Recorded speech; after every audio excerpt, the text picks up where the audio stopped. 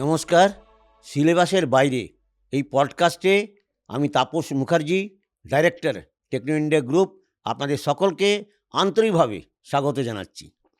আজকে আমাদের এই পর্বে যিনি সম্মানীয় অতিথি, তিনি ডক্টর প্রফেসর সৌমিত্র সরকার।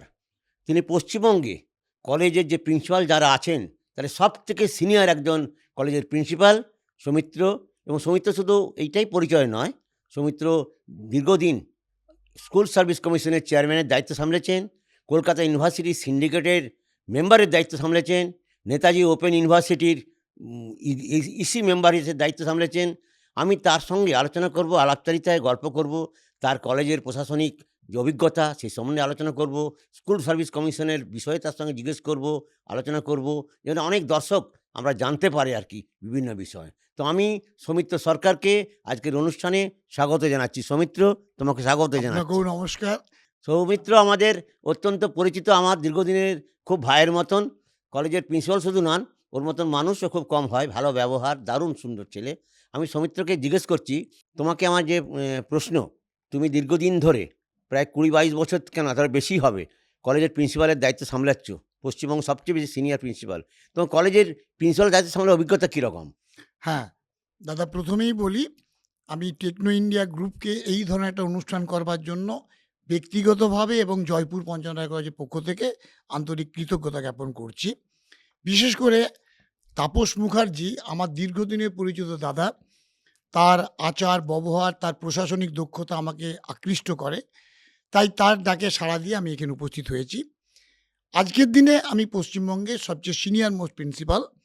আপনাকে জানিয়ে রাখি, 19/11/2098 তারিখ থেকে আমি হাওড়া জেলার আমতা 2 নম্বর ব্লকের জয়পুর পঞ্চানন রায় কলেজের দায়িত্ব সামলাচ্ছি হেড অফ দ্য ইনস্টিটিউট হিসাবে। 1998 সালের 19শে নভেম্বর থেকে 2006 সালের 30শে নভেম্বর পর্যন্ত আমি ছিলাম টিচার ইনচার্জ, এবং 1/12/2006 থেকে আজ পর্যন্ত আমি এই কলেজের না, সেটা তো 26 সেটা বছর। তো জানি, সেটা হ্যাঁ, দীর্ঘদিনের। হ্যাঁ, কিন্তু আমি যে কলেজে তোমার প্রিন্সিপাল করতে গিয়ে হ্যাঁ। তোমার অভিজ্ঞতা কীরকম? আমার অত্যন্ত সৌভাগ্যের বিষয়, হুম। যেহেতু আমি দীর্ঘদিন ওই অঞ্চলে আছি, আমি সকলের সঙ্গে সৎ ব্যবহার রক্ষা করার চেষ্টা করি। আমি যখন প্রিন্সিপালের চেয়ারে থাকি, তখন কলেজের বিভিন্ন মতাবলম্বী ছাত্রছাত্রীরা আমাকে সমান। তাদের পরিচয় কোনো রাজনৈতিক পরিচয় নয়, আমি তাদের ছাত্রছাত্রী বলেই মানি। আমি চেষ্টা করি আমার চেয়ারে বসে একটা নিরপেক্ষ দৃষ্টিভঙ্গি বজায় রাখবার জন্য চেষ্টা করি। এবং আপনাকে বলি যে এই যে বিভিন্ন কলেজে এত ঝামেলা ঝঞ্ঝট হয়, আমি কিন্তু আমার teaching, non teaching, governing body, ছাত্রছাত্রী নিয়ে আমি আমার এ ধরনের ঝামেলা পোহাতে হয়নি। আশা করি ভবিষ্যতেও আর কটা বছর আছে পোহাতে হবে না। খুব ভালো। তেমন তোমার অধ্যাপকরা, তুমি না হয় না বেঁচে গেছো, হ্যাঁ, যা দিনকাল পড়েছে আর কি শুনছি আর কি, হ্যাঁ, হ্যাঁ। তাতে কোনো অধ্যাপকরা তোমার ওখানে ইয়ে করছে, না, সব গ্রুপ মিলে? না, না, না। আমি একটা যেটা করি দাদা, আমার অধ্যাপকদের কাছেও আপনি জানতে পারেন। আমি মনে করি একটা পরিবারের আমি কর্তা। ওটা আমার কলেজ নয়, ওটা আমার বৃহত্তর একটা পরিবার। আমি আমার থেকে সিনিয়র অধ্যাপক আছেন, তাদেরকে দাদা দিদি যেমন বলি, আমার থেকে জুনিয়র যারা আছে তাদেরকে ভাই ডাকি। আমরা একটা একান্নবর্তী পরিবারের মতো থাকি। আমাদের teaching, non teaching, student, governing body সবাই আমরা একই বৃন্তে বাঁধা আছি। তার জন্যে আমি ওদের সঙ্গে প্রিন্সিপালগিরি করি না। কিন্তু প্রিন্সিপালি করি মানে এই নয় যে আমি তাদেরকে ধমকাই না। Carrot and stick principle. আমি তো ম্যানেজমেন্টের ছাত্র। ম্যানেজমেন্টের একটা বিখ্যাত principle carrot and stick principle. আদরও করতে হবে, আবার শাসনও করতে হবে। সারা পশ্চিমবাংলায় হ্যাঁ, শিক্ষাক্ষেত্রে, হ্যাঁ, বিশেষ করে কলেজগুলিতে হ্যাঁ, শিক্ষার যে যে অবস্থা, হ্যাঁ, সে সম্বন্ধে নানা রকম অভিযোগ ওঠে। বুঝে ওঠে। তোমার কলেজে কি এরকম? আমার কলেজে এরকম কোনো অভিযোগ নেই। শুধু আপনি আমাকে সাক্ষাৎকার নেওয়ার দরকার নেই। আমার সঙ্গে আমার টিচিং, নন টিচিং নিতে পারেন। তারা একই কথা বলবে, আপনি একদিন আমার কলেজে আসুন। আমাকে এই ফেস করতে হয়নি। তবে আমি একটা কথা বলব, দেখুন এই ব্যাপারটাই কিন্তু টু ওয়ে ট্রাফিক। আমি কলেজটা কেমন চালাবো সেটা আমার উপর নির্ভর করে। আমার ব্যবহারই আমার টিচাররা আকৃষ্ট হবে। আমি যদি তাদেরকে আপন করে নিতে পারি, তাদের শুধু আমি ওই যত ঘন্টা কলেজে থাকে তা না করে তাদের পরিবারের মধ্যে ঢুকতে চাই, কার পারিবারিক কী সমস্যা আছে সেটাও যদি আমি অভিভাবকের মতো জানতে চেষ্টা করি, তাহলে আমার মনে হয় যে এই যে প্রিন্সিপাল এবং প্রফেসরদের মধ্যে একটা ঐক্য থাকবে এবং সবাই সহযোগিতা করবে। এখন আমার কলেজে এটা আছে। ছাত্রদের মানে ওখানকার আন্দোলন বা ছাত্রদের ওখানের হ্যাঁ, ব্যবস্থা, ছাত্রদের আন্দোলন তো পরিবেশটা কিরকম? ছাত্রদের আন্দোলন তো একসময় ভালোই হতো। বিশেষ করে আপনাকে বলি ট্রানজিশন পিরিয়ড যখন আপনি জানেন যে 34 বছর বাম জমানার পর যখন 2011 সালে তৃণমূল সরকার এলেন, এই ট্রানজিশন পিরিয়ডটা সব কলেজের কাছে খুব সমস্যা ছিল। ওই সময় একটা বা ভাঙন পর্ব চলছিল আশা, সেইটা কিন্তু আমিও কাটিয়ে উঠেছি। কারণ আমি আপনাকে বললাম, এটা আমার ক্ষেত্রে সৌভাগ্যের। আমার তো বাড়ি বাঁকুড়ায়। আমি 1990 সাল থেকে ওই জয়পুর কলেজে আছি। আমি আগে ছিলাম বেলুড় রামকৃষ্ণ শিল্প মন্দিরে। ওই ঝাঁ চকচকে কলেজ ছেড়ে আমি একটা দরমা-গড়া টিনের চালে জয়েন করেছিলাম। স্বামী বিবেকানন্দ যেমন বলেছেন না, "আত্মানং মুখ্যার্থং জগদ্ধিতায় চ", তেমনি আমি ওই গ্রামের কলেজে গিয়েছিলাম যেটা গড়ে তুলব। আপনাকে এই প্রসঙ্গে বলে রাখি, স্বামী স্বরানন্দজি মহারাজ জয়রাম মাই কয়েকদিন আগে যে প্রেসিডেন্ট বা আপনার মহাপ্রয়াণে গেলেন, আমি তার হাতে অ্যাপয়েন্টেড ছিলাম। তিনি তখন সারদাপীঠের সেক্রেটারি ছিলেন। 1990 সালে আমি তার হাতে অ্যাপয়েন্টেড ছিলাম শিল্প মন্দিরে। আমি যখন ছেড়ে যাই, উনি আমাকে প্রশ্ন করেছিলেন, "সৌমিত্র, তুমি ছেড়ে যাবে কেন এই কলেজ ছেড়ে?" আমি বললাম, "মহারাজ, সবাই তো রান্না করা খাবার পরিবেশন করতে পারে। আমি কিন্তু মিশন তো একটা নামী সংস্থা। আমি চেষ্টা করে গ্রামে-গঞ্জে শিক্ষার বিস্তার করবার জন্য। আমি সেখানে গিয়ে একদম বাজার করে রান্না করে খাবার পরিবেশন করেছি। আমার এই কলেজটা দরমা-গড়া টিনের চাল ছিল। আজ আপনি দেখে বুঝতে পারবেন না, কলকাতার যেকোনো বড় কলেজ ছবি টিক্কা দিতে পারি আমার যে ইনফ্রাস্ট্রাকচার। কিন্তু সারা তোমার না হয় কলেজ বুঝলাম, হ্যাঁ, কিন্তু সারা রাজ্যে, পশ্চিমবঙ্গে কলেজে হ্যাঁ, ছাত্র আন্দোলন বলো, ছাত্র পরিবেশ বলো, হ্যাঁ, তার প্রিন্সিপালদের সম্মান বলো, হুম, অধ্যাপকদের সম্মান বলো, হুম। এগুলো কি ঠিক আছে? তুমি কি মনে করো? না, এটা ঠিক নেই। অনেক ক্ষেত্রেই যা খবর পড়ি, মিডিয়াতে নিজেই নিজেকে প্রিন্সিপাল বলে মেলাতে পারি না। এমন কলেজে যা ঘটনা শুনি, সেটা কিন্তু সত্যিই দুর্ভাগ্যজনক। এর জন্য তো বিভিন্ন রকম ব্যবস্থা গ্রহণ করা দরকার। আমি অপরের সংসার নিয়ে মন্তব্য করব না। হুম। এটা করা উচিতও নয়। আমি আমার সংসার নিয়ে বলব। অন্য জায়গায় যেটা ঘটছে সেটা কাম্য নয়, এটুকু বলতে পারি। তার জন্যে ছাত্রছাত্রী, এলাকার শুভানুদ্দায়ী মানুষ এবং অধ্যক্ষ, অধ্যাপকদের আরও যত্নবান হতে হবে। কলেজটায় সময় দিতে হবে। আমরা অনেক সময় ভুল কাজ করি, কলেজের সময়টা কম দিই। দেখবেন যে কলেজে সমস্যা বেশি, তার অধ্যক্ষ একটু কম সময় দিচ্ছেন সময়কে। আমি তো সকাল থেকে রাত্রি অবধি ওটাই আমার ধ্যান-জ্ঞান। সরকার অনেক টাকা মাইনে দেয়, আমাদের আর অন্য ঘোরাঘুরির দরকার নেই। এটা কি মন দিয়ে করতে হবে। কিন্তু ছাত্রদের যে কি বলে ইলেকশন, হ্যাঁ, ছাত্র যে ইলেকশন তো রাজ্যে তো বন্ধ আছে বলে শুনেছি। হ্যাঁ। এবং তাহলে এই ব্যাপারে তোমার মতামত কি? আচ্ছা, আপনাকে বলি, হুম, প্রিন্সিপালগিরি যারা করতে আসেন হুম, তাদেরকে ৩ টে সন মানতে হয়। একটা হচ্ছে অ্যাডমিশন, একটা ইলেকশন আর একটা এক্সামিনেশন। এই ৩ টে সনই টেনশনের কারণ। হুম, এখন ২০১১ সালের পর থেকে এখন আপনি জানেন যে স্ট্যান্ড এলোন ছিল, এখন এবছর ক্যাপ হয়েছে সেন্ট্রালাইজড অ্যাডমিশন পোর্টাল। তাহলে অ্যাডমিশনের ঝামেলাটা প্রিন্সিপালটা বেঁচে গেছেন। অ্যাডমিশন নিয়ে আমাদের এখন টেনশন নেই। টোটাল পোর্টাল থেকে নাম দিচ্ছে, তোমার কলেজে ভর্তি, আমি ভর্তি করছি। মানে আমাকে কেউ ধরাধরি, জোরাজুরি কিছুই করেনি। কেউ এলে বলি, "বাবা যাও, সেন্ট্রালাইজড পোর্টালের ব্যাপার।" তাহলে অ্যাডমিশনটা বেঁচে গেলাম। হ্যাঁ, এটা সত্যিই খারাপ লাগে যে গণতান্ত্রিক দেশে ২০১৩ সালের পর থেকে কোনো নির্বাচন হয়নি, ছাত্র সংসদ নির্বাচন। দেখুন, এটা তো আমার কিছু করার নেই, এটা সরকারের সিদ্ধান্তের ব্যাপার। তবে আমি একজন অধ্যক্ষ হিসেবে মনে করি, অবশ্যই সরকারের চেষ্টা, শিক্ষা দপ্তরের চেষ্টা করা উচিত ছাত্র সংসদ নির্বাচন করাটা। আমাদের সব কাজ করতে হচ্ছে। ছাত্র সংসদ থাকলে যে কাজ করতে হয়, ফ্রেশার্স ওয়েলকাম, আপনার করতে হয় নবীনবরণ, বাৎসরিক সাংস্কৃতিক অনুষ্ঠান, সারস্বত উৎসব করতে হয়। সবই আমরা করছি, কিন্তু কোনো ছাত্র সংসদ নেই। সবচেয়ে বড় কথা, কলেজে গভর্নিং বডি, সেই গভর্নিং বডির যে কম্পোজিশন, তাতে অধ্যাপক-অধ্যাপিকা থাকবেন, অধ্যক্ষ থাকবেন, পরিচালন কমিটির অন্য মেম্বাররা থাকবেন এবং ছাত্র প্রতিনিধি থাকবেন। দুর্ভাগ্যের বিষয়, ২০১৪ সাল থেকে কোনো ছাত্র প্রতিনিধি গভর্নিং বডিতে নেই। ছাত্রদের কথা কে বলবে গভর্নিং বডিতে? কিন্তু তুমি ঠিক। তো আবার অল বেঙ্গল প্রিন্সিপাল কাউন্সিল যেটা, হুম। তার তো বেশ সক্রিয় সদস্য, কর্মকর্তা। তা তোমরা এই ব্যাপারে উদ্যোগ নাওনি কিছু? হ্যাঁ, এটা আপনাকে বলি, আপনি ঠিকই বলেছেন। আমি কর্মকর্তা বা সক্রিয় সদস্য অবশ্যই আমার কথা সবাই শোনেন। এটা আমরা বারে, বারে কিন্তু চেষ্টা করছি বলবার। দেখুন, আমাদের তো বলার একটা লিমিট আছে। হুম, সে তো আমরা ঠিক। শিক্ষামন্ত্রী পর্যন্ত যাবো, শিক্ষা হুম। দপ্তর পর্যন্ত যাবো। আর না, এটা তো তোমার কাউকে, কথা, তোমরা উদ্যোগ নিয়েছো। আমরা উদ্যোগ যথেষ্ট নিয়েছি এবং আমরা চাই, প্রিন্সিপালরা চাই। আমরা তো ভুক্তভোগী। আমার কলেজে সমস্যা হয়নি। কিন্তু আমি যখন লাখ, লাখ টাকা খরচা করে অ্যানুয়াল সোশ্যাল ফাংশন করাই, ছাত্রদের দাবি করতে হবে।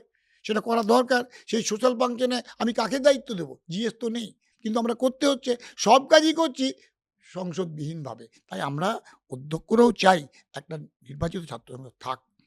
আচ্ছা, তোমাকে অন্য প্রসঙ্গে বলছি। হ্যাঁ, বলুন। এনইপি 2020, হ্যাঁ। এটা তো তোমার কি অভিমত? এটা কি চালু করা উচিত? বা আচ্ছা, আপনাকে বলি, দেখুন, এনইপি ন্যাশনাল এডুকেশন পলিসি ২০২০, এই যে সেমেস্টার সিস্টেমে পরীক্ষা ব্যবস্থা, তার অনেকগুলো ভালো দিকও আছে। শুধু তো সেমিস্টার সিস্টেম নয়, না, আমি শুধু আপনাকে বলি তার ভালো দিকগুলো কি। একটা দেখুন, এখন যেটা চালু হয়েছে ইন্টার্নশিপ। যেমন ডাক্তারি ইঞ্জিনিয়ারিং আছে, একজন ডাক্তার সে অনেক তত্ত্ব পড়েছে, কিন্তু যতক্ষণ না সে প্র্যাকটিক্যাল রুগী হাতে কাটাকাটি কলমে না। হাতে কলমে। হুম। তা একজন চার্টার্ড অ্যাকাউন্টেন্ট সে অনেক জ্ঞান নিয়েছে, কিন্তু যতক্ষণ না অডিট ফার্মে কাজ করছে প্রফেশনে তার কিছু হচ্ছে না। তো ডাক্তার, চার্টার্ড অ্যাকাউন্টেন্ট, ইঞ্জিনিয়ার সবাই যেমন প্রফেশনাল পিরিয়ডে থাকে, তেমনি এনইপিতে বলা হচ্ছে ১২০ ঘন্টা ছাত্রদেরকে ট্রেনিং করতে হবে। কীরকম ট্রেনিং? ধরুন, আমি বাংলা পড়ি, বাংলা অনার্স পড়ি, আমি প্রুফ রিডিং করব। আমি বিকম পড়ছি, কমার্সে, আমি কারখানায় গিয়ে দেখব কী কাজ হচ্ছে।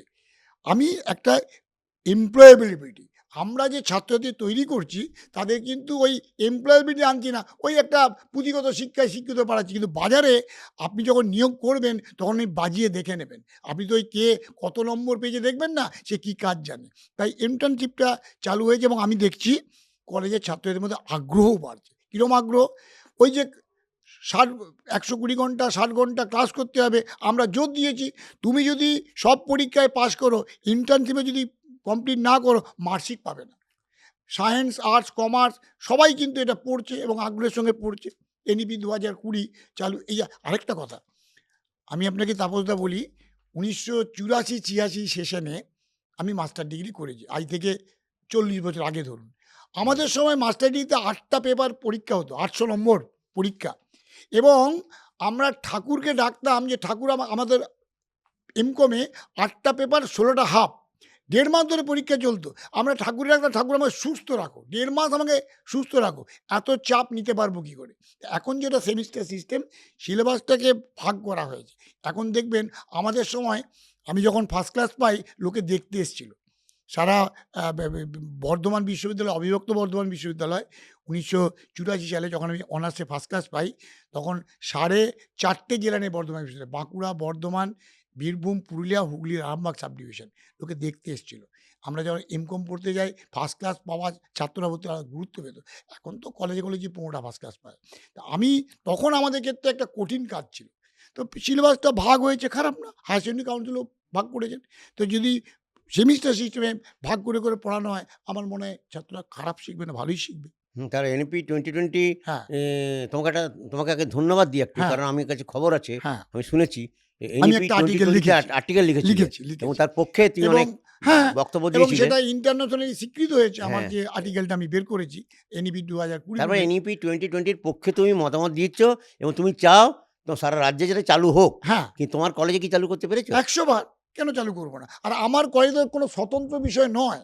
আমার কলেজে কলকাতা বিশ্বের অধীন একটি কলেজ। তো কলকাতা বিশ্ববিদ্যালয় যে এনইপি চালু করছে, তা আমি করতে বাধ্য। করেছে? দেখুন, হ্যাঁ, চালু করেছি। এনইপি চালু হয়নি কে বলেছে? এনইপি তো চলছে। সিসিএফটা কি? ও, সিসিএফ আগে আমাদের ছিল সিবিসিএস, সেটার থেকে সিসিএফ হলো। সিসিএফ এর পরীক্ষা চলছে, এনইপি চালু হয়েছে। কেন চালু করব না? ইউজিসি চাইছেন, কেন্দ্রীয় সরকার চাইছেন, রাজ্য সরকার তো না করতে করেননি। এনইপি চালু করেছি আমরা। হুম, হ্যাঁ, অবশ্যই এনইপি চলছে। কেন করব না? শিক্ষা ব্যবস্থার পরিবর্তন ঘটবে না? আমি আজকে ৩৬ বছর চাকরি করছি, ৯০ সাল থেকে। আমি কত কি পরিবর্তন হলো? পরিবর্তনই তো মানুষের ধর্ম। আরে আমি তো আর চৌবাচ্চার জমা জলে কাজ করব না। যত জল বেরোবে, পরিষ্কার জল বেরোবে, তত কাজ হবে। তো এনইপির পক্ষে, সবাই পক্ষে। আচ্ছা, তুমি তো ক্যালকাটা ইউনিভার্সিটির হুম। দীর্ঘদিন সিন্ডিকেট মেম্বার ছিলে, অর্থাৎ সিদ্ধান্ত গ্রহণ করার ক্ষমতা তোমাদের ছিল আর কি, তার তুমি অন্যতম গুরুত্বপূর্ণ মেম্বার ছিলে। ছিলাম। তুমি তাতে কাজ করতে পেরেছো নিজের স্বতন্ত্রতা রেখে? দেখুন, সিন্ডিকেটের ব্যাপারটা আপনাকে বলি। সিন্ডিকেটের মেম্বার বিভিন্ন জায়গা থেকে মেম্বার থাকে, অধ্যাপকদের থেকে, প্রিন্সিপাল থেকে মেম্বার ছিলাম। আমি মূলত যখন মেম্বার ছিলাম তখন ভিজিলেন্স সুব্রত মার্জিত এবং সোনালী চক্রবর্তী বন্দ্যোপাধ্যায়, আমি যে টাইমটায় ছিলাম। হুম, তা এবং আমার সঙ্গে তো অনেক গুরুত্বপূর্ণ মেম্বাররাই ছিলেন। সিন্ডিকেটে আমাদের যে সিদ্ধান্ত নিতে হতো, ভাইস চ্যান্সেলর প্রথমে পাঠ করতেন, বলতেন। এটা যেমন আমি কলেজে করি, আমি গভর্নিং বডিকে আগে বোঝাই যে এই করতে হবে। তা আমরা যখন সেই সময় অনেক আন্দোলনও হয়েছিল বিভিন্ন ক্ষেত্রে, বিশেষ করে নন টিচিং স্টাফদের নিয়ে। তা আমার সিন্ডিকেটে আমি ছিলাম, স্বামী তত্ত্বস্বরানন্দজি মহারাজ ছিলেন। উনি অত্যন্ত ওই বেলুড় শিক্ষণ মন্দিরের প্রিন্সিপাল ছিলেন। এখন তো রামকৃষ্ণ ইনস্টিটিউট অফ কালচারের উনি প্রেসিডেন্ট হয়েছেন। তা আমরা ছিলাম, আমাদের কোনো অসুবিধা হয়নি। মানে আমরা বললে সেটা শোনা হতো, গ্রাহ্য হতো। আর আমি যেহেতু সিনিয়র ছিলাম, গুরুত্ব দিতেন। সুব্রত মার্জিতও দিতেন, সোনালী চক্রবর্তী বন্দ্যোপাধ্যায় মানে দিতেন। কলকাতায় বিশ্ববিদ্যালয়ে হ্যাঁ, যে সিন্ডিকেট মেম্বার হিসাবে হ্যাঁ। তুমি কাজ করে খুশি আর কি। আমার কোনো অসুবিধা অসুবিধা হয়নি যে আমি বলেছি এটা হয়নি, এরকম কিন্তু হয়নি। আর নেতাজি ওপেন ওখানে তুমি তো ইসি সেখানে মেম্বার। তো আমি ইসি মেম্বার ছিলাম, তখন সুরভি বন্দ্যোপাধ্যায় ভাইস চ্যান্সেলর ছিলেন হুম, ২০০৬-৭ সালে। হুম, সেখানেও কিন্তু সুরভিদি তো অত্যন্ত করিতকর্মা মানুষ ছিলেন। হুম। এটা তো বলতে হবে না। নেতাজি সুভাষ ওপেন ইউনিভার্সিটি আজ যে হাইটে উঠেছে তার অন্যতম, এটা আমরা সবসময় স্বীকার করি বা না করি। সুরভি বন্দ্যোপাধ্যায় জন্য তিনি স্যার জন ড্যানিয়েলকে নিয়ে এসেছিলেন। Sir Daniel K? Commonwealth of learning Vancouver কানাডার সিইও, চিফ এক্সিকিউটিভ তিনি এসেছিলেন। আমি তার সঙ্গে সাক্ষাৎ করেছি। তিনি অনেক আ ভিএন রাজশেখর পিল্লাই, লতা পিল্লাই নিয়ে এসেছিলেন। তারা অনুষ্ঠান করেছেন। সুরভিদির কাছে আমি কৃতজ্ঞতা প্রকাশ করি। আমাকে অত্যন্ত ভালোবাসতেন এবং আমি ইসি মেম্বার ছিলাম। সেখানে অনেক, অনেক প্রোগ্রাম করেছি, অনেক কিছু করা হয়েছে। তখন তো সেই নতুন ধরুন বিশ্ববিদ্যালয়ের তো এই ক্যাম্পাস ছিল না। হুম। যখন সুরভিদি ভাই ছিলেন তখন ওই ১ নম্বর উডবান পার্ক, ওই নিজাম প্যালেসের পিছনে ছিল ছোট্ট ঘরে ছিল, ওই নেতাজি ইনস্টিটিউট অফ এশিয়ান স্টাডিজের একটা ঘরে ছিলেন। এখন তো বিখ্যাত এই দিশারি ভবনের সামনে বিশাল ক্যাম্পাস হয়ে গেছে। হ্যাঁ, আমরা সেই ক্যাম্পাসে ভিত্তি স্থাপন করেছিলাম। আমার মনে আছে তখন বিশ্বজীবন মজুমদার বোধহয় ছিলেন এখানকার মেয়র। কলকাতা হ্যাঁ, বিধাননগর পুরসভার চেয়ারম্যান। চেয়ারম্যান ছিলেন। আমি তখন ইসি মেম্বার। আমি বিশ্বজিৎ মজুমদার, তারপরে সুরভি বন্দ্যোপাধ্যায়, তখন শিক্ষামন্ত্রী ছিলেন সম্ভবত আমাদের সুদর্শন রায়চৌধুরী। আমরা ওখানে ভিত্তিপ্রস্তর স্থাপন করেছিলাম। আজ সেখানে বিশাল বিল্ডিং হয়েছে। খুবই গুরুত্বপূর্ণ সে হুম, প্রসঙ্গে এবারে আসি। হুম, যে সবাইকার আলোচনার বিষয়বস্তু ছিল হুম, স্কুল সার্ভিস কমিশনের। হুম, তুমি দীর্ঘদিন ধরে চেয়ারম্যান ছিলে আর কি। তো হুম, স্কুল সার্ভিস কমিশনের চেয়ারম্যান ছিলে। হুম। এখন তোমার যে অভিজ্ঞতা সেটা একটু শুনবো, কারণ স্কুল সার্ভিস কমিশনের কাজটা কি? দাদা এটা আপনাকে না, কাজটা কি স্কুল সার্ভিস অবশ্যই আমি কমিশনের? বলব, টোটালটাই বলি। আমি আপনাকে বলি, স্কুল সার্ভিস কমিশনের সঙ্গে আমি দীর্ঘদিন যুক্ত। ২০০৬ সাল থেকে, আমি প্রিন্সিপাল হওয়ার পর থেকে আমি স্কুল সার্ভিস কমিশনের বিভিন্ন প্রক্রিয়ায় আমি যুক্ত ছিলাম। তখন রণজিৎ বসু চেয়ারম্যান ছিলেন। তিনি আমাকে অত্যন্ত স্নেহ করতেন, ভাইয়ের মতো ভালোবাসতেন। আর ১০/১/২০১৯ তারিখে, এটা আপনাকে বলি, আমি স্কুল সার্ভিস কমিশনের চেয়ারম্যানের দায়িত্ব নিয়েছিলাম ১০/১/২০১৯। আর আমি ওখান থেকে ছেড়েই বলুন বা সরানোই বলুন ১৫/১/২০২০, মানে আমি ১ বছর ৫ দিন ঠিক, দীর্ঘদিন বললে ভুল হবে। ১০/১/২০১৯ থেকে ১৫/১/২০২০, ১ বছর ৫ দিন আমি চেয়ারম্যানের দায়িত্বে ছিলাম। তার মধ্যে একটা ইম্পোর্টেন্ট ঘটনা বলি, এটা বলতে পেরে খুব কাজের ব্যাপার। আমি ৪/১২/২০১৯ তারিখে যখন স্কুল সার্ভিস কমিশন অফিসে আছি, হঠাৎ বেলা ১২টার সময় খবর পাই যে আমার দেশে, বাঁকুড়ার, দেশের বাড়ি আমার বাঁকুড়া জেলার বিষ্ণুপুর, বাঁকুড়ার মাঝখানে ওন্দায় আমার দেশের বাড়ি। সেখানে আমার মা প্রয়াত হয়েছে। হঠাৎ হৃদরোগে আক্রান্ত হয়ে প্রয়াত হয়েছেন। এটা আমি বড় ছেলে, রিচুয়ালসের ব্যাপার আছে। আমি কিন্তু ওই প্রয়াত হওয়ার খবর শুনেই, বুঝতেই পারছেন, মা অনেক কম বয়সেই মারা গেছেন। তা আরও বাঁচলে ভালো হতো। আমি ওখান থেকে চলে যাই। সেই ৪/১২/২০১৯ তারিখেই কিন্তু একটা গভর্নমেন্ট অর্ডার বেরোয়। কি না, যতদিন না আমি ১৫ দিন ছুটি নিয়েছিলাম, মৌখিক বলে গেছিলাম। আমার তখন কোনো অ্যাটেন্ডেন্স ছিল না।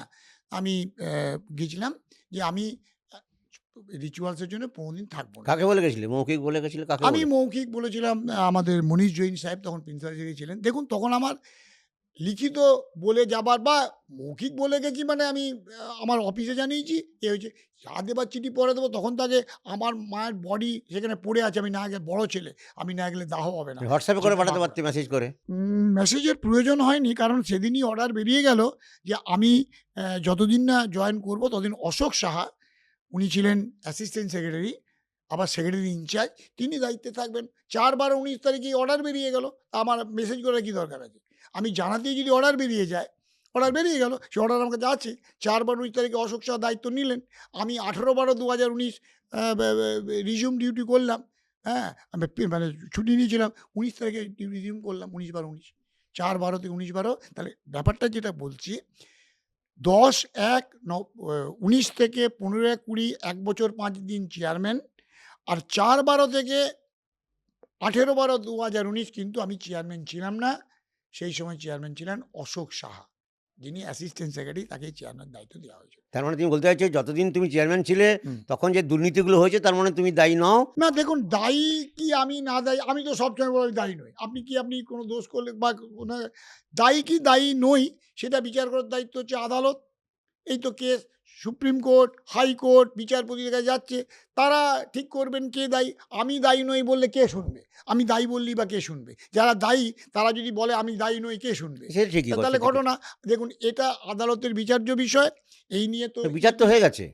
বিচার হয়ে গেছে কিনা জানি না, কমপ্লিট হয়েছে কিনা জানি না। হুম। তবে যাক, আপনারা যেটা জানেন, আমি চেয়ারম্যান হিসেবে বলবো, কে দোষী নির্দোষ তার খোঁজার দায়িত্ব ইডি, সিবিআই, সিআইডি, সব রকম তো কেস হয়েছে। আমি তো সব জায়গায় আমাকে হাজির হতে হয়েছে।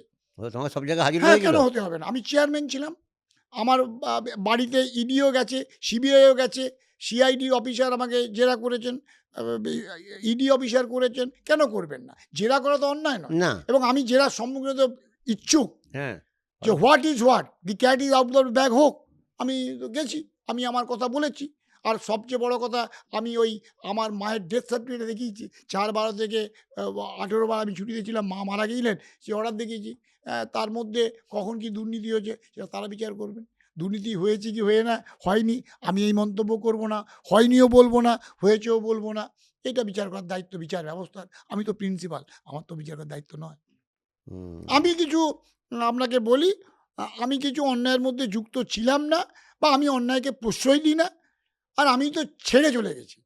আমাকে তো কেউ সরিয়ে দেয়নি। আমাকে আদালত সরিয়ে দেয়নি। আমি ছেড়ে চলে গেছি। আমি পাচ্ছিলাম না।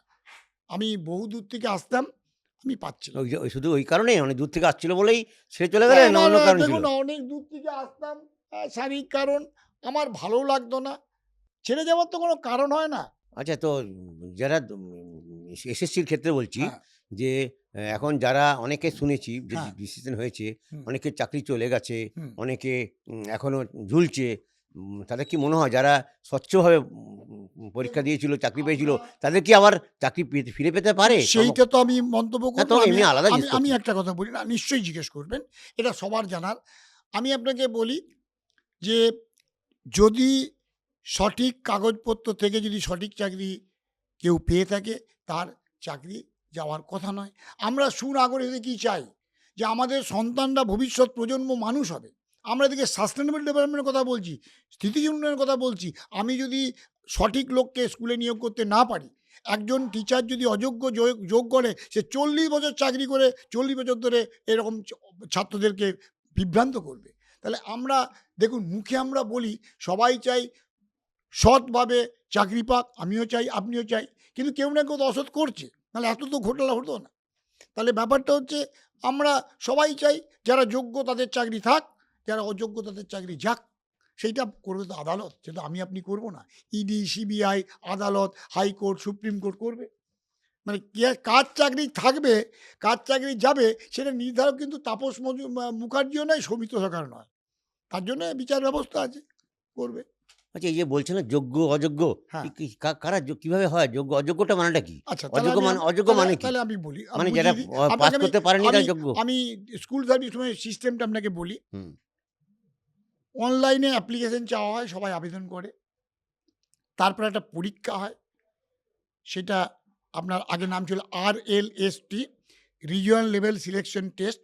এখন নাম হয়েছে SLST, state level selection test. হুম। মানে আগে রিজিয়নগুলো দায়িত্বে ছিল, এখন সবটাই আচার্য সদনের দায়িত্বে আছে। তাহলে এখন রিজনের এসএসসি থাকে এখন আছে কি না নেই? আছে। তাহলে তার দরকারটা কি তাদের? এইটা আমি বলতে পারবো না। আপনি হুম। ১০ টা লোক রাখবেন, তার দরকার কি সেটা আপনি বুঝবেন। আপনি ঘরে একজনকে কাজ করাবেন আপ বলুন। তুমি বলছো হ্যাঁ, আগে রিজিওনাল সিলেকশন টেস্ট ছিল, হ্যাঁ, এখন এখন তো স্টেট লেভেল হ্যাঁ, হয়েছে। হয়েছে। তাহলে এখন আগে regional school service commission chairman পর্যন্ত ছিল। হ্যাঁ, ছিল। তাহলে এখন নেই। তাহলে এখনো এখনো আছে। কিন্তু চেয়ারম্যানরা এখনো আছে? আছে। আর সবই একই। সেই একই ব্যবস্থা আছে। রিজিওনাল অফিস তো কাজ জানেন। কাজ কমে আপনাকে গেছে। বলি, পশ্চিমবঙ্গে central school service WBC, SSC, Acharya Sadan, হুম। করুণাময়ীর কাছে। আর ৫ টা রিজিয়ন আছে। একটা western, northern, southern, south eastern, আর হচ্ছে আপনার ওই তো ৪ টে দিক, 4টে eastern Bardhaman office, western Bankura office, south eastern বারাসাতে অফিস, সাউদার্ন হচ্ছে ওই আপনার শিশু মঙ্গলের পাশে চুরাই সদর অফিস, আর হচ্ছে আপনার নর্দার্ন মালদায় অফিস। 5টা রিজিয়ন আছে, সেন্ট্রাল কমিশন আছে, 5টা চেয়ারম্যানও আছে, এখনো আছে? এখনও আছে। এখন কাজ আছে ওদের? সেটা আমি বলতে পারবো, দেখুন আমি ওখানে নেই, কার কি কাজ আছে নেই এটা বলতে পারবো না। আপনি 10টা লোক রেখেছেন, কি কাজ? না, আমি তোমার জানি না। আমলে কাজ ছিল? আমার আমলে কাজ ছিল বলতে, আমার তো আমলটা খুব কম, যাই হোক, ছোট। তবুও ওই ব্যাপার হচ্ছে, তখন কাজ বলতে ওই রকমই কাজ ছিল আর কি। হ্যাঁ, সেন্ট্রাল যেহেতু এটাকে কেন্দ্রীয় ভবন করা হলো, RLST তখন পরীক্ষা বলো রিজনাল সিলেকশন টেস্ট ছিল, এখন ওই SLST। ইন্টারভিউটা এখানে হয়, এখান থেকেই প্যানেল বেরোয়, এখান থেকেই সব হয়। হ্যাঁ, তুই বিষয়টা আগে আসি। হ্যাঁ, আগে বলুন। পরীক্ষা, ওখানে তোমার ওই পরীক্ষাটা কন্ডাক্ট করলে। পরীক্ষা কন্ডাক্ট করলেন, হুম। পরীক্ষা কন্ডাক্ট করার পরে রিটেন রেজাল্ট বেরোলো, রিটেন রেজাল্টটা তখন নিয়ম ছিল 1:4, 1:4, মানে একটা পোস্ট থাকলে 1.1:4, সরি 10টা সিট থাকলে 14 জনের নাম বেরোবে। হলো, রিটেন পরীক্ষা হওয়ার পরে তাদের হয় পার্সোনালিটি টেস্ট, PT যেটাকে বলা হয়, সেই দুটো যোগ করে পরে ফাইনাল প্যানেল বেরোবে। কিভাবে বেরোবে? ওই কোথায় তো বেরোবে? একদম ওয়েবসাইটে বেরোবে, সবাই দেখতে পাবে, আপনি সবাই দেখতে পাবো, প্যানেলটা সবাই দেখতে পাওয়া উচিত। তাদের র্যাঙ্কটা দিয়ে? হ্যাঁ, ওই তো 1, 2, 3, 4 র্যাঙ্ক দিয়ে বেরোবে, সেখানে দেখতে পায়। নাহলে এত লোক বুঝছে কী করে যে আমাকে টপকে ও পেয়েছে, দিয়ে দেওয়া হয়, র্যাঙ্ক দিয়ে দেওয়া হয়। টপকের কথাটা আসছে কেন? যদি র্যাঙ্ক সব ঠিক থাকে, মেরিট অনুযায়ী, তা টপকার কথা তাহলে আসছে তো কেন? সেই কথা, তাহলে সব ঠিক থাকলে তাহলে তো কেস হতো না, কিছু তো হয়েছে। হুম। এইটা তো আমাকে আপনাকে বলতে হবে না, আর এটা তো যিনি করেছেন তিনিও বুঝছেন। যদি আমার সব ঠিক থাকে তাহলে আমার আর টপকাবার কী, তাহলে আমি আর কেন কেস হতো? যদি আজকে টোটালটা দেখুন, এইটা তো আমি বলতে পারবো না যে আজকে এত ঘটলা, এত কেস কাছারি, কেন কিছু একটা হয়েছে। আমি যদি বলি কিছু হয়নি, তো আমি মিথ্যে কথা বলবো। যিনি আছেন তিনিও বুঝবেন কিছু তো হয়েছে, কিছু নাহলে এত বিতর্ক কিসের? এসএসসির কথা জিজ্ঞেস করছি। হ্যাঁ, এসএসসি শুধু একা তো নয়, তাই এসএসসি তো একটা সুপারিশ পাঠাচ্ছে। মধ্যশিক্ষা পর্ষদের কাজটা কি? দেখুন আপনাকে বলি, সিস্টেমটা বুঝুন, তাহলে প্যানেল বেরিয়ে গেল। এরপর স্কুল সার্ভিস কমিশনের কাজ হচ্ছে ক্যাটারিংয়ের কাজ। আমি যেটা বারবার ধরে বলার চেষ্টা করি আপনাদেরকে। কীরকম? আমি chairman, school service is the recommending authority. আমি ভ্যাকেন্সি রেখেছি, রেকমেন্ড করব। ভ্যাকেন্সি দেবে কে? স্কুল এডুকেশন ডিপার্টমেন্ট, SED দেবে। সে বলবে এতগুলো ভ্যাকেন্সি আছে। ধরুন আমি একটা উদাহরণ দিই, কত রকমের প্যানেল হয়। একটা আনরিজার্ভ প্যানেল হয়, একটা হচ্ছে schedule caste, schedule type, OBCA, OBCB, PHBH, PHOH, এ তো অনেক রকম ভাগ হয়। তা আমার কাছে যখন ভ্যাকেন্সি আসবে, এবং এখন তো আপনারা জানেন যে পশ্চিমবঙ্গ মধ্যশিক্ষা পর্ষদ রোস্টারটা মেনটেন করে, এখন সেন্ট্রালাইজ রোস্টার। আগে যেমন হতো কি স্কুলের রোস্টার ছিল, স্কুল ঠিক করতো, এখন তো সেন্ট্রালাইজ রোস্টার, মানে এখান থেকে রোস্টার, আপনি স্কুল আর রোস্টার করতে পারে না। হুম। এটা আমি একটু ভালো করে জানি, এই কারণে আমি যখন চেয়ারম্যান ছিলাম তখন BCW ডিপার্টমেন্টের প্রিন্সিপাল সেক্রেটারি ছিলেন থাড়ে সাহেব, থাড়ে। আর হচ্ছেন আমাদের মনীষ জৈন ছিলেন principal secretary school education department, নামটা শুনেন, দীর্ঘদিন ছিলেন। এইটা মিটিং করে একটা ঠিক হয়েছিল যে আমরা সেন্ট্রালাইজ রোস্টার করব। স্কুল যে আগে রোস্টার মেনটেন করতো, আপনি যেটা আগে জানতেন, সেই রোস্টার এখন স্কুল রোস্টার অথরিটি নয়, এখন West Bengal board of secondary. তাহলে সেন্ট্রালাইজ রোস্টার হয়ে গেল। তা আমাকে বলা হলো এতগুলো পোস্ট হয়েছে, এতগুলো শিডিউল কাস্ট, এতগুলো শিডিউল টাইপ, এতগুলো জেনারেল, এতগুলো OBCA, OBCB, তুমি লোক পাঠাও। আমার প্যানেল করা আছে, সেই প্যানেল থেকে আমি পর রেকমেন্ডেশন করে দেবো। রেকমেন্ডেশন করার নিয়ম হচ্ছে কি, কাউন্সিলে ডাকবো। ধরুন আমি বলছি আজকে 10টা বাংলার লোককে অ্যাপয়েন্টমেন্ট দেওয়া হবে, আমি একদম ওয়েবসাইটে দিয়ে, সিস্টেম আছে, কোনো গোপন কিচ্ছু ব্যাপার নয়। এসএসসিতে পরিষ্কার বলা আছে, ওয়েবসাইটে আমি দেবো যে আমার বাংলা 10টা ভ্যাকেন্সি হয়েছে, এই 10 জনকে আমি 11, 12, 14 জনকে ডাকছি, তাদেরকে ডাকবো। তারা আসবার পরে তাদেরকে, শুনুন দাদা, এটা লিস্টটা ফেলে দেবো যে দেখো আমার এতগুলো, তুই চয়েস করে নাও, যে যার নাম 1 নম্বরে সে 10টার মধ্যে যেটা ইচ্ছে বাজবে, 2 নম্বরে 9টার মধ্যে বাজবে, 3 নম্বরে, স্বচ্ছ পদ্ধতি। সেই দিনই তাকে রেকমেন্ডেশন লেটার কপি দিয়ে দেবো যে তুমি এই স্কুলে পাবে, সেই দিনই আমরা তো হাতে হাতে ধরিয়ে দেবো কম্পিউটারে। এই তো সিস্টেম। এই সিস্টেমের কারো কোনো বরাদ থাকবে না। কাউন্সেলিং করে তোমাকে দিচ্ছি, তুই চয়েস করে নাও, তোমার যেহেতু নাম, আগে যেমন হতো, আগে যেমন এই সিস্টেমটার আগে হতো কি, আমি 1 নম্বরের নাম, আমার ক্ষেত্রেই ভাবুন না, আমি বেশি যাচ্ছি না, আমি তো ওয়েস্ট বেঙ্গল ফার্স্ট হয়েছিলাম যখন আমি কলেজে আমি চাকরি পাই। 1990 সালে আমি সারা পশ্চিমবঙ্গের যে কমার্সের প্যানেলে ফার্স্ট হয়েছিলাম। তা আমি তো গেলাম জয়পুর পঞ্চানন কলেজে, আমার চাকরি ছেড়ে গেলাম বেলুড় থেকে।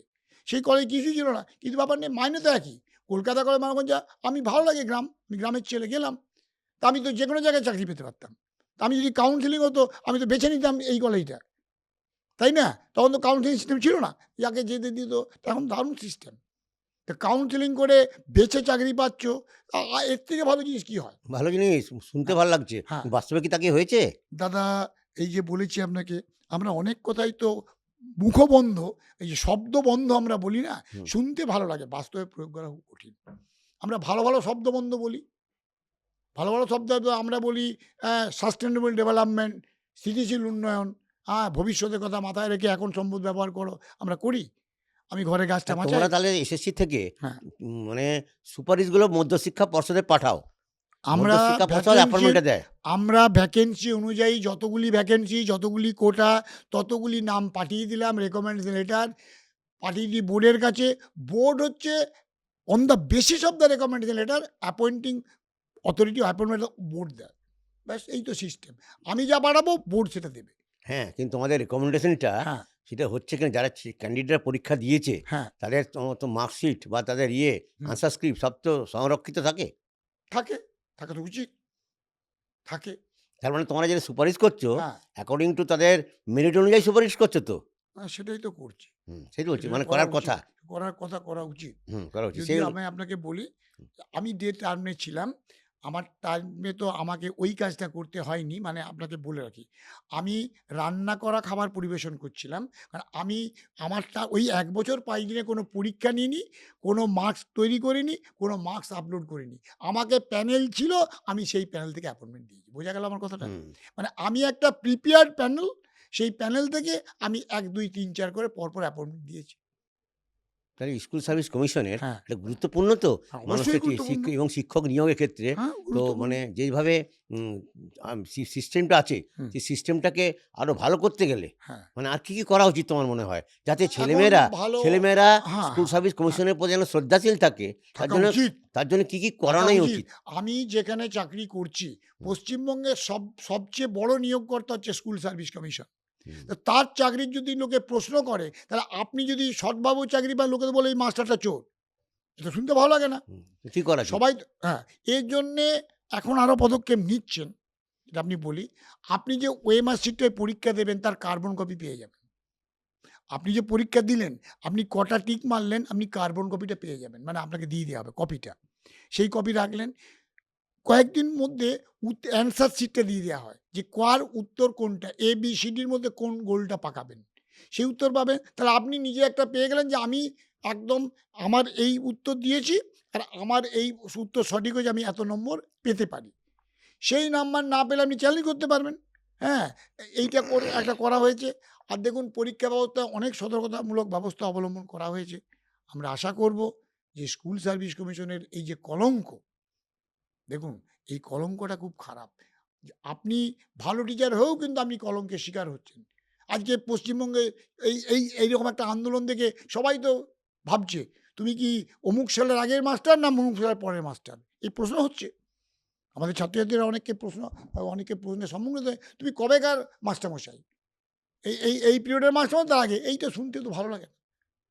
না শুধু ওইটা নয়, হ্যাঁ, ওটা তো একটা আছেই। হ্যাঁ, তার ফলে এখন হচ্ছে কি এই দীর্ঘদিন ধরে স্কুল সার্ভিস কমিশন নাকি আমি হুম, ঠিক জানি না। হুম। অভিযোগ আছে অনেকদিন ধরে নাকি পরীক্ষা হচ্ছে না। অনেক জায়গায় টিচারের শূন্য স্থান অনেক আছে আরকি। এটা অনেক তো শূন্য পদ আছে। এটা তো এবং আপনাকে হ্যাঁ, হ্যাঁ, যদি শূন্য এটা পদ থাকে হ্যাঁ, তাহলে স্কুলগুলোতে টিচার যদি না থাকে, হুম, পড়াশোনা যদি না করতে হবে তাহলে তো হুম। আরো অসুবিধে। অসুবিধা এটা দাদা, হুম, এটা তো আমাকে এই মঞ্চে বসে বলবার দরকার নেই। হুম, এটা আপনি গ্রামে-গঞ্জে গেলেই বুঝবেন যে সব স্কুলগুলো শিক্ষকের অভাবে ধুঁকছে। এটা কিন্তু এই টার্মটা আমি ইউজ করলাম। এই টার্মটা সঠিক কথা বলতে আমি ভয় পাই না। এটা সঠিক কথা। আর এটা তো আপনি মিলিয়ে নিতে পারেন আমার কথা। সব স্কুল কিন্তু শিক্ষক ধুঁকছে। তার মধ্যে আবার টিচারদের বিভিন্ন অ্যাসাইনমেন্ট দেওয়া হয়। এই যে এখন BLO ডিউটি টিচারদের পড়ে। এই আমি মানে আমার অনেক কাছের মানুষজন তো স্কুলে চাকরি করে। আমি যেহেতু ওই অঞ্চলের বিভিন্ন স্কুলের সাথে মানে বিভিন্নভাবে হেডমাস্টার বলেন। ধরুন একটা স্কুলে তার সাফিসিয়েন্ট টিচার নেই, এক সমস্যা। ২ নম্বর তার টিচারদের মধ্যে 2-3 জনকে বিএলও ডিউটি দিয়ে দিল, এসআইয়ের কাছে চলে গেল। আবার এই যে মাধ্যমিকে সেন্টার হয় তাদেরও টিচার নেই, তারা স্কুল থেকে টিচার নেয়। হ্যাঁ তো। আমি এমন স্কুলের নাম জানি, আমি নাম করব না কোনো স্কুলে, যে তাদের ধরুন সর্বসাকুল্যে 11 জন টিচার, 3 জন বিএলও ডিউটি, 4 জন ওই পাহাড়ে মানে ইনভেস্টিগেশন ডিউটি করতে অন্য জায়গায়। 4 3 7 জন চলে গেছে, 4 জনে 5 থেকে 12 পড়াবে কি করে? ছুটি দিয়ে যাচ্ছে। এইগুলো ব্যাপার। তার মধ্যে আবার কেউ মিড ডে মিল ইনচার্জ ইত্যাদিতে আছে। হ্যাঁ, এসএসসি তো আবার শুনেছি আমি, হুম, সত্যি মিথ্যে জানি না। বলুন। ট্রান্সফারের ক্ষেত্রে নাকি ইয়ে করে আরকি। মানে হ্যাঁ, এটা আপনাকে বলি, এটা এটা আপনাকে বলি। এইটা ১ম জিটি চালু হয় এই আ টিচারদের জন্য। সেটা হচ্ছে উচ্চশ্রী পোর্টাল। সেটা কি? পোর্টালটার নাম হচ্ছে উচ্চশ্রী। মানে আপনি উচ্চশ্রী পোর্টালে কোন স্কুলে কি ভ্যাকেন্সি দেবে আপনি এপ্লাই করবেন। আপনি এপ্লাই করে উচ্চশ্রী পোর্টালে প্রচুর ট্রান্সফার হয়েছে। এখন মজাটা হচ্ছে এটা এই আপনার এত বড় মঞ্চে বলাটা ঠিক হবে কি হবে না জানি না। সমস্ত লোক চাইছে শহরের কলেজে চলে যাব। হুম, আর শহরে ঠিক উল্টো চিত্র। আমি অনেক স্কুল জানি, আমার গ্রামে একেকটা স্কুলে ১,৫০০ ২,০০০ ছাত্র। শহরে আমি আমি তো এসএসসি চেয়ারম্যান জানি, আমি নাম করব না। বিখ্যাত, বিখ্যাত স্কুলে ছাত্রর থেকে টিচার বেশি। আমি এই সত্যজিৎ রায়ের নামাঙ্কিত যে এথেনিয়াম স্কুল আছে, তার কথাই বলি। আমি খুব ভালো করে জানি তার কজন ছাত্র। কোন স্কুল? ওই যে এথেনিয়াম স্কুল আছে, ওই যে এথেনিয়াম। হ্যাঁ, ওই সত্যজিৎ রায়ের ওখানে কি নাকি পড়তেন টড়তেন কি ব্যাপার? মানিকতলা, মানিকতলা। মানিকতলায়। হুম, তো সেই স্কুলে কজন স্টুডেন্ট, কজন টিচার দেখুন। আর আমার গ্রামের স্কুলগুলোয়, আমার ওখানে স্কুলগুলোয় ২২০০-২৩০০ ছাত্র, কজন টিচার দেখুন। গ্রামে। আর উৎসতি চালু হয়ে গেলে কি দাদা, আমরা না যখন চাকরি পাই তখন বলি যেখানে ইচ্ছা দিন। এইটা আমাদের রোগ। টিচাররা যখন চাকরি করতে যাই, যখন চাকরি পাই না, তখন বলি একটা চাকরি পাই, আপনাকে সুন্দরবন থেকে শুরু করে যেখানে দিন চলে যাব। ঠিক চাকরি, তাহলে এইটা সেই আব্রাহাম ম্যাসলোর যে নিডস হায়ারার্কি থিওরি আছে না? হয়তো হুম, ম্যানেজমেন্টের ছাত্র। আগে লোকে কি করে? একটা জায়গায় চাকরি পায়। চাকরি পাওয়ার পর চায় সিকিউরিটি। এইসব হয়ে যাওয়ার পর এবার চাই বাড়ির সামনে। মানে এমন, এমন আমি এসএসসি থেকে দেখেছি, এমন, এমন জায়গা থেকে ট্রান্সফারের জন্য এসছেন, মনে হয় বাড়ির ছাদে স্কুল করলে ভালো হয়। আমি একজনকে বলেছিলাম, "একটা কাজ করুন তো, আপনার বাড়ির ছাদে একটা স্কুল করে আমরা করে যাই, ওখানে আপনাকে অ্যাপয়েন্টমেন্ট দিয়ে দেব।" মানে আমি এটা ভাবতে পারি না। আমিও তো বাঁকুড়া থেকে হাওড়া এই একটা প্রত্যন্তগ্রামে এসেছিলাম। ওখানে বাড়ি করে নিয়েছি, আছি, থাকি।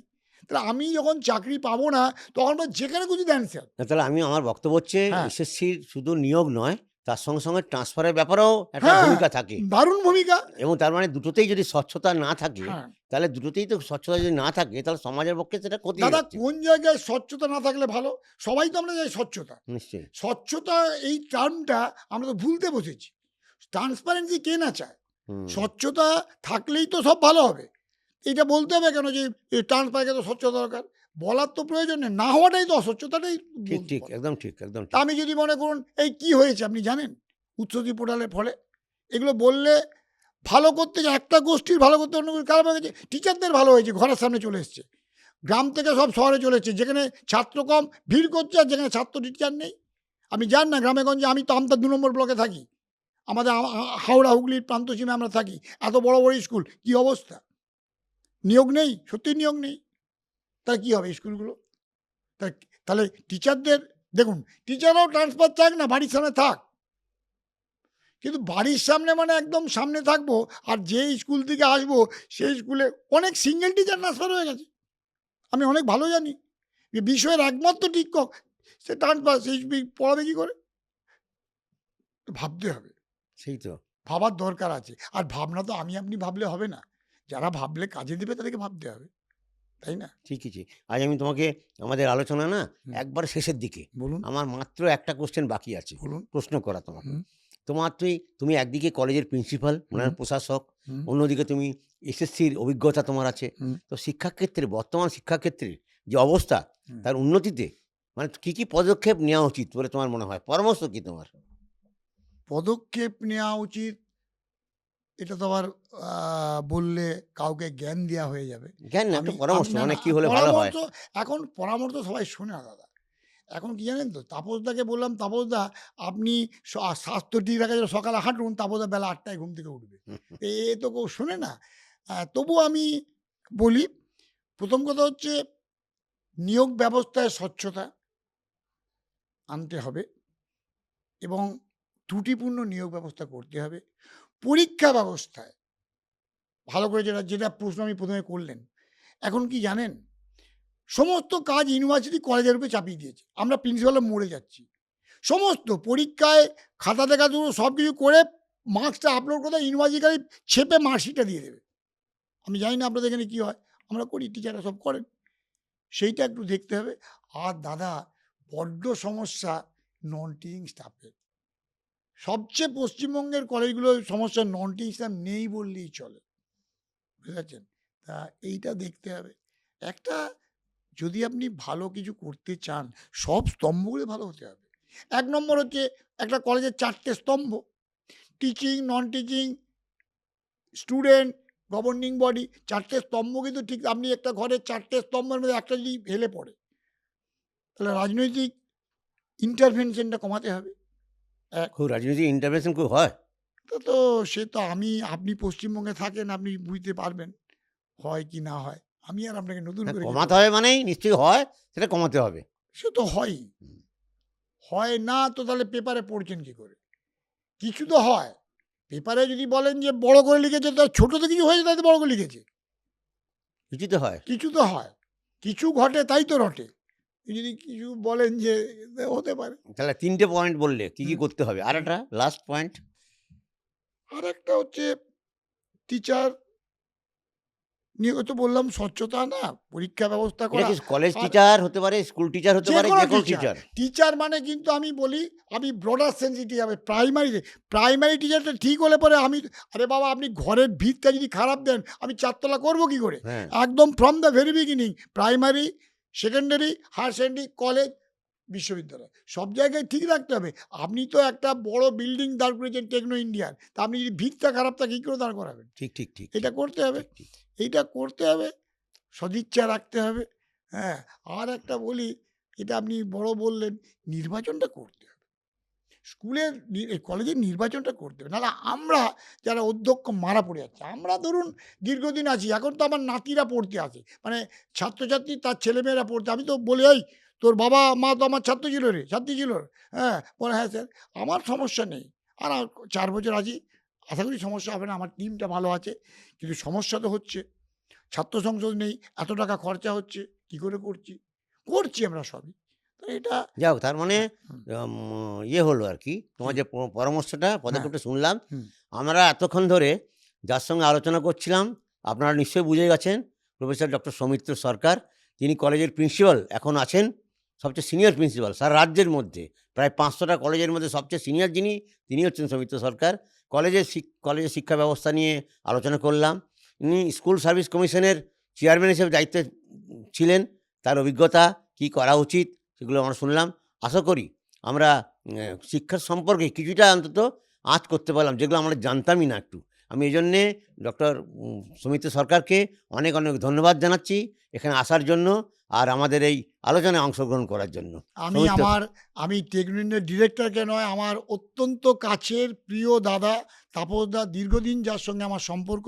আর একটা কথা, আমিও বাঁকুড়ার মানুষ, তাপসদা বাঁকুড়া, আমাদের একটু বন্ধনটা খুব বেশি। তাপসদা আমাকে সৌমিত্র বাবু ইত্যাদি বলেন, কিন্তু সৌমিত্র ভাই এসো বললেই আমি বেশি সন্তুষ্ট হই। আমি তাপসদার আমন্ত্রণে এসেছি। এখানে এসে আমি মুগ্ধ। আমি আমার কথাবার্তা বললাম, এটা কারো ভালো লাগতে পারে, খারাপ লাগতে পারে। দেখুন, আমি সত্য ঘটনা বললাম। এতে খারাপ ভালো লাগার ব্যাপার নয়।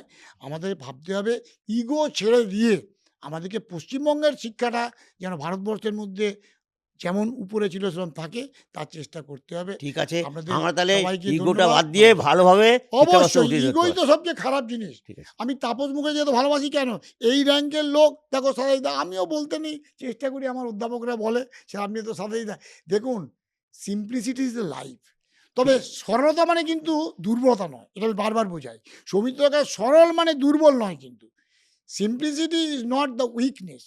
আমরা এতক্ষণ যার সঙ্গে আলোচনা করছিলাম, আপনারা নিশ্চয়ই তার কথা জেনেছেন। তিনি প্রফেসর ডক্টর সৌমিত্র সরকার।